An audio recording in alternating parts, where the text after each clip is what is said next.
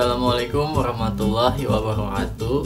Bagaimana kabarnya semuanya? Semoga baik-baik saja ya. Nah, pada minggu lalu kita sudah membahas tentang upaya bangsa Indonesia dalam mempertahankan kemerdekaan Indonesia.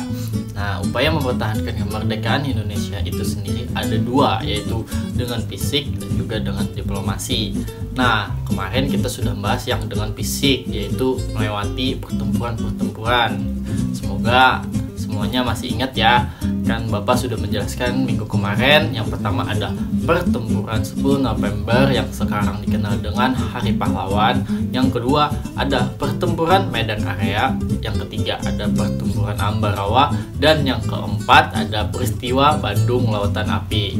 Nah, pada hari ini kita akan bahas tentang upaya pemerintahan kemerdekaan Indonesia yang dengan diplomasi. Nah, dengan diplomasi itu sendiri ada banyak, tapi karena waktu kita cuma sedikit ya, jadi Bapak akan mengambil sedikit saja. Yang pertama ada perjanjian Linggarjati, yang kedua perjanjian Romhoyen, yang ketiga ada perjanjian Renville, yang keempat ada konferensi Meja Bundar. Nah, yang pertama kita bahas ada perjanjian Linggarjati. Perjanjian Linggarjati ini dimulai di Jawa Barat pada tanggal 11 sampai 15 November 1946. Melalui perundingan ini, Indonesia dan Belanda membahas soal status kemerdekaan Indonesia. Perjanjian Linggarjati ini terjadi lantaran waktu itu Jepang berusaha menetapkan status quo di Indonesia yang menyebabkan terjadinya konflik antara Indonesia dengan Belanda. Kemudian Indonesia dan Belanda akhirnya melakukan perundingan. Dalam perundingan tersebut, Indonesia meminta Belanda untuk mengakui kedaulatan atas Pulau Jawa, Sumatera, dan Madura. Namun, Belanda hanya menerima untuk mengakui Indonesia atas Pulau Jawa dan Madura saja. Alhasil, perundingan tersebut gagal dilakukan. Kemudian, pada tanggal 25 Maret 1947 di Istana Rijswijk atau sekarang Istana Merdeka, Perjanjian Linggarjati terbentuk dan ditandatangani oleh kedua belah pihak. Adapun isi perjanjian Linggarjati adalah sebagai berikut, seperti yang tertera di PPT Bapak. Nah, yang pertama, Belanda mengakui secara de facto atas eksistensi negara Republik Indonesia yang meliputi Sumatera, Jawa, dan Madura. Yang kedua, Republik Indonesia dan Belanda akan bekerja sama dalam membentuk negara serikat yang salah satunya negaranya adalah Republik Indonesia. Yang ketiga, Republik Indonesia Serikat dan bangsa Belanda akan membentuk sebuah Uni Indonesia Belanda dengan Ratu Belanda sebagai kepalanya. Nah, selanjutnya ada Perjanjian Renville. Perjanjian Renville ini terjadi pada tanggal 1 Agustus 1947, di mana Dewan Keamanan Perserikatan Bangsa-Bangsa atau PBB mengeluarkan resolusi sebuah gencatan senjata antara Belanda dan Indonesia. Jenderal Van Mook dari Belanda memerintahkan pasukannya melakukan gencatan senjata pada tanggal 5 Agustus. 20 hari kemudian, pada tanggal 25 Agustus, Dewan Keamanan berusaha untuk menyelesaikan konflik antara Indonesia dengan Belanda melalui saran dari Amerika Serikat. Agar konflik dapat mereda dengan damai, dibentuklah Komisi 3 Negara yang telah disetujui kedua belah pihak, yaitu Amerika Serikat, Australia, dan Belgia. Pemerintah Republik Indonesia dan Belanda pada 17 Agustus 1947 sudah lebih dulu sepakat untuk melakukan gencatan senjata sampai perjanjian Renville disetujui. Nah, adapun isi perjanjiannya yaitu sebagai berikut. Yang pertama, Belanda hanya mengakui Jawa Tengah, Yogyakarta, dan Sumatera sebagai bagian wilayah Republik Indonesia. Yang kedua, disetujuinya sebuah garis demarkasi yang memisahkan wilayah Indonesia dan daerah pendudukan Belanda. Yang ketiga, TNI harus ditarik mundur dari daerah-daerah kantongannya di wilayah pendudukan di Jawa Barat dan Jawa Timur. Nah, yang selanjutnya adalah Perjanjian Rooiem-Mooien.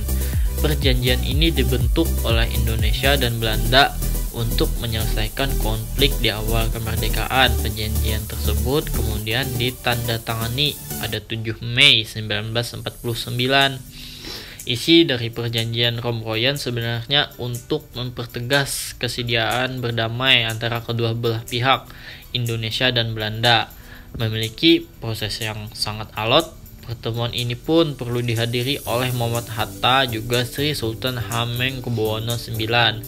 Dalam perjanjian ini, pihak delegasi Republik Indonesia menyatakan bersedia untuk mengeluarkan perintah kepada pengikut Republik yang bersenjata untuk menghentikan perang gerilya, bekerja sama mengembalikan perdamaian dan menjaga ketertiban dan keamanan, turut serta dalam konferensi meja bundar atau KMB untuk mempercepat penyerahan kedaulatan yang sungguh lengkap kepada negara Indonesia Serikat dengan tidak bersyarat.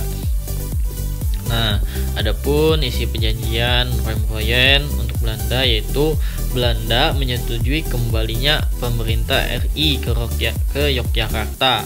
Yang kedua, menjamin penghentian gerakan-gerakan militer dan membebaskan semua tahanan politik.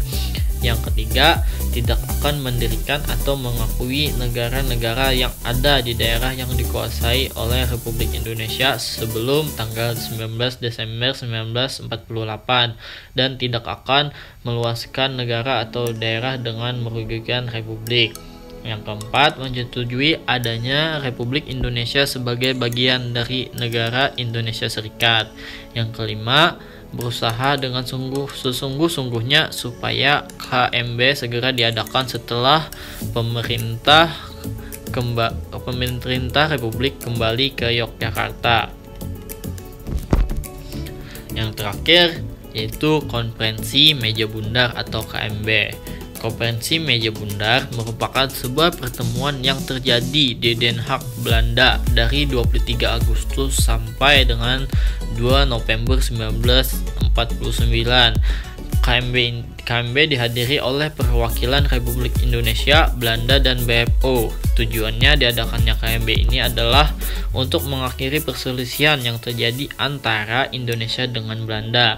Sebelumnya, Indonesia telah lebih dulu melakukan berbagai macam perjanjian seperti yang Bapak jelaskan tadi, yaitu Linggarjati, Renville, dan Rooiem-Mooien untuk membuat Belanda bersedia menyerahkan kedaulatan pada Republik Indonesia Serikat. Setelah melalui berbagai macam pembahasan, pada 2 November 1949, Konferensi Meja Bundar menghasilkan keputusan, yaitu yang pertama ada Belanda menyerahkan kedaulatan Republik Indonesia Serikat pada akhir Desember 1949. Yang kedua, akan dibentuk Uni Indonesia Belanda. Dalam uni tersebut, Indonesia dan Belanda akan bekerja sama. Yang ketiga, Indonesia dan Belanda memiliki kedudukan yang sederajat. Yang keempat, Indonesia akan mengembalikan semua milik Belanda dan membayar utang-utang Hindia Belanda sebelum tahun 1949. Yang terakhir, yang kelima, masalah Irian Barat akan dibahas 1 tahun kemudian.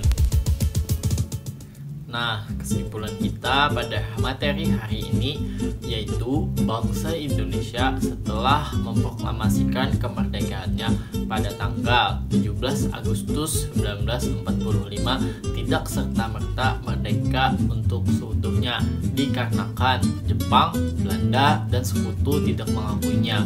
Bahkan Belanda dan Sekutu ingin kembali lagi ke Indonesia karena mereka merasa bertanggung jawab dan mempunyai hak terhadap bekas jajahan Jepang dikarenakan mereka telah menang dalam peperangan melawan Jepang. Nah, lantas bangsa Indonesia melakukan berbagai upaya untuk mempertahankan kemerdekaan, yaitu dengan fisik dan juga dengan diplomasi seperti yang telah Bapak jelaskan tadi. Nah, mungkin itu saja yang dapat Bapak sampaikan. Kalau ada pertanyaan, langsung saja kita buka di WhatsApp group. salah dan hilaf atau salah kata, Bapak mohon maaf. Assalamualaikum warahmatullahi wabarakatuh.